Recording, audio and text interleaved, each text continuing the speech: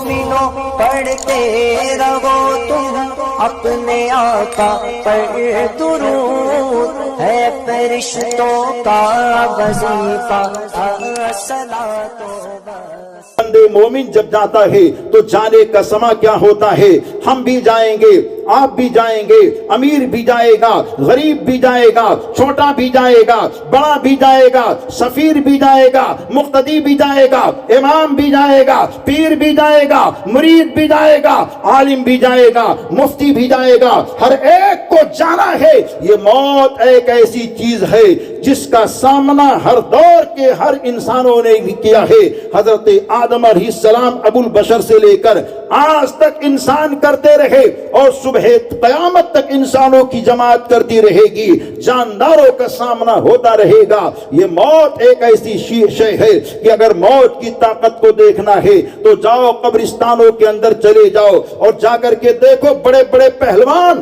جو اپنے بازوؤں پر ناز کرتے تھے، جو اپنے علم و عمل پر ناز کیا کرتے تھے، جو اپنے چہرے کے جمال پر ناز کیا کرتے تھے، جو اپنے کمال پر ناز کیا کرتے تھے، جو اپنی طاقت و توانائی پر ناز کیا کرتے تھے، جو اپنے رہن سہن پر ناز کیا کرتے تھے، جاؤ ان کے قبر کے سرہانے کھڑے ہو کر کے کہو، اے طاقت پر ناز کرنے والے تیری طاقت کہاں ہے؟ اے علم پر ناز کرنے والے تیرا علم کہاں ہے؟ اے فقاہت پر ناز کرنے والے تیری فقاہت کہاں ہے؟ اے حسن پر ناز کرنے والے تیرا حسن کہاں ہے؟ یہ ساری چیزیں اگر دیکھنا ہے تو قبرستان کے اندر پہنچ کر کے دیکھو، ساری طرف سے ایک ہی آواز آئے گی، اے نادان رب کا اعلان تجھ کو معلوم نہیں ہے۔ اللہ بیان فرماتا ہے کلو نفس ذائقۃ الموت، ہر نفس کو موت کا مزہ چکھنا ہے۔ موت نے میری طاقت کو ختم کر دیا ہے، موت نے میرے بازوؤں کی قوت کو ختم کر دیا ہے، موت نے میرے علم و ہنر کو ختم کر دیا ہے، موت نے میرے چہرے کے جمال کو ختم کر دیا ہے، موت نے میرے زندگی کے حال کو ختم کر دیا ہے، موت نے مجھے ایسا کر دیا ہے جس کی تمثیل میں آپ کے سامنے کیا پیش کر سکتا ہو۔ منو من مٹی کے نیچے لوگوں نے لا کر کے لٹا دیا ہے۔ یہ موت کی طاقت ہے کہ زمین پر رہتا تھا، دھول اگر آ جائے تو جھاڑ کر کے صاف کر لیتا تھا، لیکن دیکھو آج میرے اوپر کتنے من مٹی ڈالے گئے ہیں، مگر موت کی ایسی طاقت ہے جس نے مجھے اتنا کمزور کر دیا ہے کہ ایک دن کا بھی میں ہٹا نہیں سکتا، ایک ذرہ بھی میں ہٹا نہیں سکتا۔ ایسے انداز سے ہوتے ہیں، لیکن جانے والا جب جاتا ہے کیسا سما ہوتا ہے۔ عزیزو، عالی وقار مرحوم صاحب کو اللہ نے کتنی لمبی عمر عطا فرمائی، صحت و سلامتی کی عمر ان کی ایسی تھی کہ بے شمار لوگ جب جنازے کی نماز میں شامل ہوا تو کئی لوگوں نے مجھ سے یہ کہا کہ جب سے میں نے ہوش سنبھالا مرحوم کو ایسے ہی دیکھتا رہا، چلتے پھرتے نظر آئی۔ یہ اللہ کی بہت بڑی نعمت تھی، اور ایسی نعمت ہر انسان کو اللہ نصیب فرمائے کہ اللہ تندرستی دے، صحت دے، اور ذہن کے اندر طاقت و قوت دے، اور ایسے انداز سے وہ رہے کہ محلے کے اندر بھی رہے، شہر کے اندر بھی رہے، گاؤں کے اندر بھی رہے تو سب سے مل جل کر کے رہے۔ ایسے انسان بہت کم ملا کرتے ہیں، فی الدین تو بہت لوگ ملتے ہیں لیکن ملا کر کے چلنے والے کم لوگ ملا کرتے ہیں، محبت بانٹنے والے کم لوگ ملا کرتے ہیں، پیار بانٹنے والے کم لوگ ملا کرتے ہیں۔ کچھ لوگ نمازیں پڑھتے ہیں تو نماز پر ان کو ناز ہوتا ہے، لیکن یہ نماز جو لوگ پڑھتے ہیں وہ ہمارے لیے نہیں پڑھتے ہیں، آپ کے لیے نہیں پڑھتے ہیں، وہ پڑھتے ہیں اپنے لیے پڑھتے ہیں۔ لیکن یہ کوئی انسان جو محبت بانٹ کر کے جاتا ہے وہ اپنے لیے نہیں بانٹتا ہے، پوری ملت کے لیے بانٹا کرتا ہے، پورے سماج کے لیے بانٹا کرتا ہے، ہر ایک کے لیے بانٹا کرتا ہے۔ کوئی نمازی نماز کے بلبوتے پر کسی بے نمازی کو ذلت کی نظر سے مت دیکھے، کیونکہ یہ اللہ اور بندے کے اندر ایک معاملہ ہے جو بندہ ہی سمجھتا اس کے حال کو کہ اس کا حال کیا ہوگا، اس کی زندگی کیسی ہوگی، یہ تو اللہ ہی سمجھتا ہے، رسول اللہ ہی سمجھتے ہیں کس کی نمازیں قبول ہیں اور کس کی نمازیں قبول نہیں ہے یہ تو خدا ہی جان سکتا ہے، رسول خدا ہی جان سکتے ہیں۔ بے شمار لوگ ایسے ہیں جو نمازوں پر ناز کرتے، عبادت پر ناز کرتے، لیکن ان کی نمازیں رہی کی رہی رہ گئی ہیں۔ دیکھنا ہے تو ابلیس لعین کو دیکھو، کتنا بڑا سجدہ کرنے والا تھا، کتنا بڑا عابد تھا، کتنا بڑا متقی تھا، لیکن اللہ نے اپنی بارگاہ سے دھتکار دیا ہے۔ لیکن عشق ہے، محبت ہے اور پیار ہے تو نبی یہ دو جہاں سے محبت کرنے والے حضرت بلال کو دیکھو کہ آئے ہیں نبی کی بارگاہ میں، کچھ بھی نہیں تھا، نبی کی محبت تھی تو آمنہ کے لال نے بلال کو بلال نہ رکھا بلکہ اسلام کا ہلال بنا دیا ہے، ایسا چمکتا ستارہ بنا دیا ہے کہ آپ دنیا کی ہر حسن کو دیکھتے جاؤ حضرت بلال کے قدموں پر قربان ہونے کے لیے تیار ہے۔ ایک الگ سما ہوتا ہے، ایک الگ کیفیت ہوتی ہے لے کر کے جب لوگ چلتے ہیں۔ جب کسی کا انتقال ہو جاتا ہے تو بعد انتقال لوگ یہ سمجھتے ہیں اس کا انتقال ہو گیا، اب تو جسم بے جان ہو چکی ہے، یہ ڈھیر ہو چکا ہے، یہ سنتا نہیں ہے، یہ دیکھتا نہیں ہے، یہ بولتا نہیں ہے۔ مگر حدیث پاک کا مفہوم ہے، ہمارے اور آپ کے آقا ارشاد فرماتے ہیں اے لوگوں جب کسی کا انتقال ہو جاتا ہے تو بعد انتقال وہ بولتا بھی ہے، وہ سنتا بھی ہے، وہ کہتا بھی ہے، وہ اپنے عزیزوں سے کلام بھی کرتا ہے۔ اے میرے آقا جانے والا بے جان ہو چکا ہے، وہ جاتا ہے تو کیا کلام کرتا ہے، وہ جاتا ہے تو کون سی گفتگو کرتا ہے؟ تو روایات میں آیا ہے کہ جب کسی کا انتقال ہو جاتا ہے اور بعد انتقال اس کو نہلایا جاتا ہے اور نہلانے سے پہلے اس کے جسم سے کپڑے اتارے جاتے ہیں اور پھر جسم پر گرم گرم پانی کو ڈالا جاتا ہے تو میت کلام کرتی ہے اے میرے جسم پر گرم پانی کو ڈالنے والے ذرا پانی کی گرمی کو کم کر لے، کیونکہ موت کے چنگل نے مجھے اتنا کمزور کر دیا ہے جو پانی کی گرمی کو بھی برداشت کرنے کی طاقت نہیں رکھتا۔ اس کے بعد میں نہلا کر کے جب لوگ کفن پہنانے لگتے ہیں پھر میت کلام کرتی ہے اے مجھ کو آخری پوشاک دینے والے، اے مجھ کو آخری کپڑا دینے والے، اے میرے جسم پر کفن کے کپڑے کو ڈالنے والے، دیکھ تیرے ساتھ بھی یہ سلوک ہونے والا ہے، اس سلوک کے آنے سے پہلے اس کی تیاری کر لے۔ بعد میں جیسے ہی اس کو لوگ لے کر کے گھر سے چلتے ہیں پھر میت کلام کرتی ہے اے میرے گھر سے مجھے کو دور کرنے والوں، اے میرے جنازہ میں آنے والوں، اے میرے بچوں سے مجھ کو دور کرنے والوں، اے میرے گھر سے مجھ کو نکالنے والوں، دیکھو میرے حال کو دیکھو، آج میرے ساتھ میرا مال نہیں جا رہا ہے بلکہ آج میرے ساتھ میرا اعمال جا رہا ہے۔ تم دنیا کے چکر میں مت آنا۔ اب لوگ لے کر کے چلتے ہیں، چلنے سے پہلے ایک آواز آتی ہے آخری دیدار کرا دو، دیکھنے والے دیکھ لو۔ سارے لوگ دیکھنے کی کوشش کرتے ہیں، گھر کی خواتین جن کو دیکھنے کی اجازت ہوتی ہے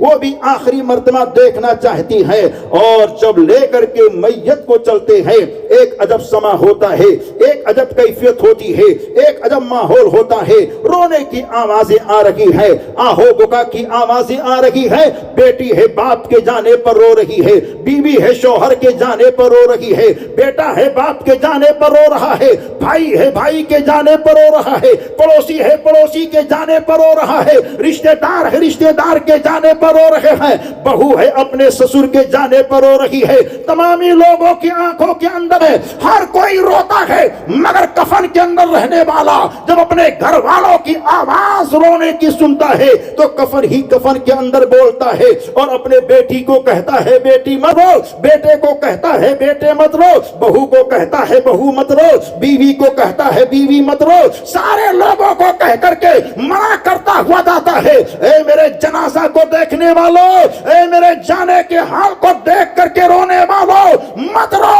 اور کفن کے اندر یہ کہتا ہے لہد میں آقا کی دید ہوگی، میں سج کے گھر سے نکل رہا ہوں، میرے عزیزوں یہ رونا کیسا، مکان ہی تو بدل رہا ہوں، اے میرے گھر والوں روتے کیا ہو، میں اس مکان سے اس مکان میں جا رہا ہوں جہاں دونوں عالم کے سرکار کا دیدار ہونا ہے، آمنہ کے لال کا دیدار ہونا ہے، کائنات کی والی کا دیدار ہونا ہے، ارے نبی محترم محتشم کا دیدار ہونا ہے۔ گھر والوں کو کہتا ہے رو نہیں، میں ایسے مکان میں جا رہا ہوں جہاں دونوں عالم کے سرکار کا دیدار ہونے والا ہے۔ وہ دیوانہ جا رہا ہے، کیسی شان کے ساتھ جاتا ہے، آج ہمیں چوٹ لگ جائے, آپ کو چوٹ لگ جائے اور اس کے بعد میں کوئی نیا کپڑا لا کر کے پیش کرے کہ بھائی آپ کو تحفہ ہے جس کو چوٹ لگی ہے, تو لوگ یہ کہیں گے اس کا بہت بڑا دشمن ہے جو چوٹ کے موقع پر, غم کے موقع پر کپڑا دے رہا ہے اور پھولوں کا ہار گلے میں ڈال دے تو لوگ کہیں گے کون سی پرانی دشمنی تو ادا کر رہا ہے جو چوٹ کے موقع پر پھولوں کا ہار اسے کے گلے میں ڈال رہا ہے. عطر کو پیش کر دیں, عطر کا چھڑکاؤ کرے تو لوگ یہ کہیں گے کیسا بیوقوف انسان ہے کہ چوٹ کے موقع پر عطر کا چھڑکاؤ کرتا ہے. لیکن موت ایک ایسی چوٹ ہے کہ اس چوٹ کے بعد میں انسان کے حال کو آپ دیکھیے, کتنی بڑی چوٹ ہے. اپنے ہاتھ کو ہلا نہیں سکتا, اپنے پیر کو ہلا نہیں سکتا, اپنی آنکھوں کو کھول نہیں سکتا, اپنے زبان سے ظاہری طور پر کچھ بول نہیں سکتا. اس کے بعد میں پاکیزہ بہتر کفن کا کپڑا کیوں پیش کیا جاتا ہے, پھولوں کے ہار کیوں پیش کیے جاتے ہیں, عطر کا چھڑکاؤ کیوں کیا جاتا ہے؟ اے مسلمان, تجھے ہو کیا گیا ہے؟ اتنی بڑی چوٹ اور اتنا بڑا پاکیزہ کپڑا پیش کر رہا ہے تو, پھولوں کا ہار پیش کر رہا ہے تو, عطر کا چھڑکاؤ کو پیش کر رہا ہے تو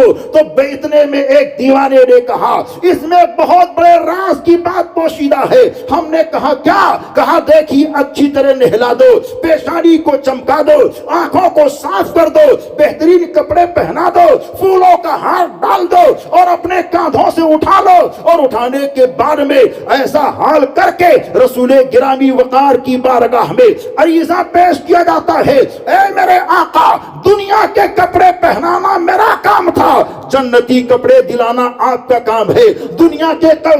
کے عطر سے اس کو معطر کرنا میرا کام تھا. یہ کہتا ہے اے میرے آقا, اپنے کاندھوں پر اٹھا کر کے قبرستان تک لانا میرا کام تھا, اور قبرستان سے لے کر کے جنت تک پہنچانا آپ کا کام ہے. نبی کا دیوانہ جا رہا ہے, دولہے کی شکل میں جا رہا ہے, دھوم دھام سے جا رہا ہے, کیسی کیفیت ہوتی ہے, کیسا سما ہوتا ہے, وہ نظروں کے سامنے رکھو. فجر میں گیا مقتدی تو امام آگے ملا, ظہر میں گیا مقتدی تو امام آگے ملا, عصر میں گیا مقتدی تو امام آگے ملا, مغرب میں گیا مقتدی تو امام آگے ملا, عشاء میں گیا مقتدی تو امام آگے ملا, جمعے کی نماز میں گیا مقتدی تو امام آگے ملا, عید و بقرعید کی نماز میں گیا مقتدی تو امام آگے ملا. مگر جنازے کی جب باری آتی ہے تو وہی جانے والا مقتدی جو ساری نمازوں میں پیچھے ہوتا تھا, امام آگے ہوتا تھا, آج وہ جا رہا ہے تو امام اس کے پیچھے ہے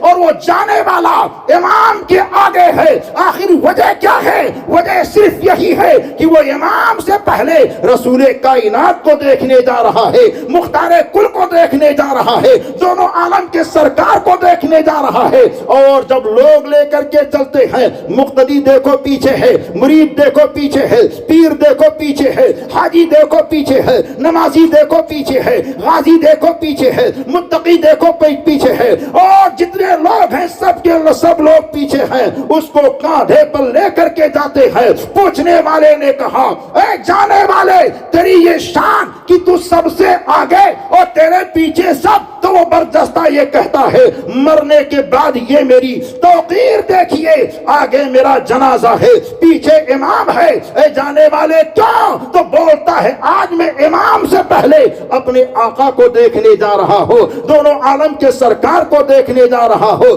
رسول مختار کو دیکھنے جا رہا ہو, دونوں عالم کے سرکار کا دیدار کرنے جا رہا ہو. اس وجہ سے دیوانوں اپنے دل اور دماغ کے اندر رسول پاک کی محبت کو بساؤ, ایسی محبت جو حقیقی محبت ہو. محبت کا دامہ ہو, نماز چھوٹ جائے یہ درست نہیں ہے. محبت کا دامہ ہو, روزے نہ ہو یہ درست نہیں ہے. محبت کا دامہ ہو, اچھے کام نہ ہو یہ درست نہیں ہے. محبت کا دامہ ہو, برائیوں میں لگے رہیں یہ درست نہیں ہے. محبت کا دامہ ہو, شراب کے اڈے پر بیٹھے رہیں یہ درست نہیں ہے. محبت کا دامہ ہو, زنا کے اڈے پر بیٹھے رہیں یہ درست نہیں ہے. محبت کا دامہ ہو, خرافات میں لگے رہیں یہ درست نہیں ہے. ارے محبت تو ایسی ہونی چاہیے کہ جو دنیا کہے نہ کہے, بازاروں سے گزرو تو ہر کوئی بولے تو برجستہ یہ کہے یہ بازار سے گزرنے والا کوئی عام نہیں جا رہا ہے، یہ بازار سے گزرنے والا مدینے کے سلطان کا سچا غلام جا رہا ہے۔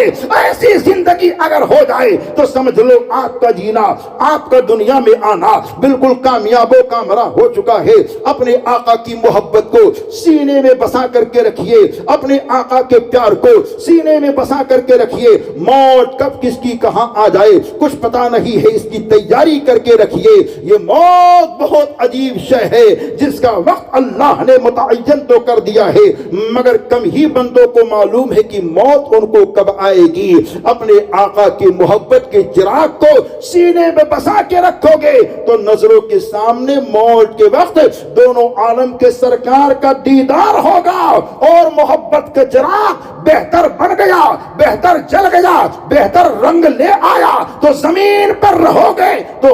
آقائے کائنات کا گنبد بھی دیکھو گے، چہرہ بھی دیکھو گے، اور جب زمین میں جاؤ گے تو قبر کے اندر چہرے مصطفیٰ بھی دیکھو گے۔ نبی پاک کا نورانی چہرہ کتنا چمک والا ہے، کتنا لاجواب ہے، کتنا بے نظیر ہے، کتنا بے مثل ہے، یہ آپ کتابوں میں بارہا سنتے رہتے ہیں۔ ہم تو یہ کہیں گے وہ اور لوگ ہیں جو ریال کے پیچھے بھاگتے ہیں، جو مال کے پیچھے بھاگتے ہیں، لیکن نبی کے دیوانے ریال اور مال کے پیچھے نہیں، آمنہ کے لال کے پیچھے بھاگتے ہیں، دونوں عالم کے سرکار کے پیچھے بھاگتے ہیں، اور یہ جانتے ہیں دنیا فنا ہونے والی ہے، باقی رہنے والی ذات صرف اللہ کی ذات ہے۔ اسی وجہ سے دیوانہ یہ کہتا ہے کہ کون کہتا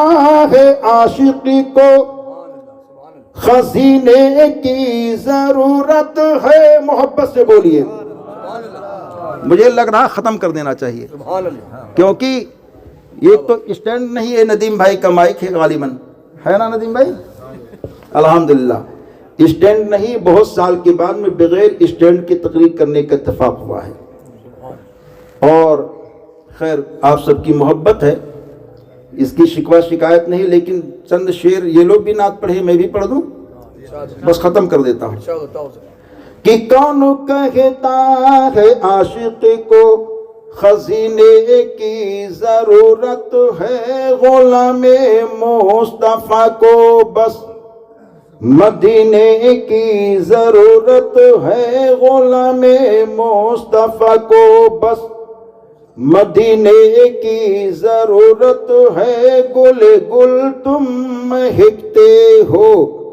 مہکتے ہی رہو ہر دم، ہمیں بس اپنے آقا کے پسینے کی ضرورت ہے، ہمیں بس اپنے آقا کے پسینے کی ضرورت ہے۔ اللہ تعالی حضور کے پسینے کی برکتوں سے دنیا میں بھی ہم سب کو مہکتا چمکتا دمکتا رکھے، اور جب دنیا سے جانا ہو تو قبر میں بھی سرکار کے پسینے کی مہک سے قبر کو معطر فرمائے۔ استغفر اللہ ربی من کل ذنب و اتوب الیہ۔ السلام علیکم ورحمۃ اللہ وبرکاتہ۔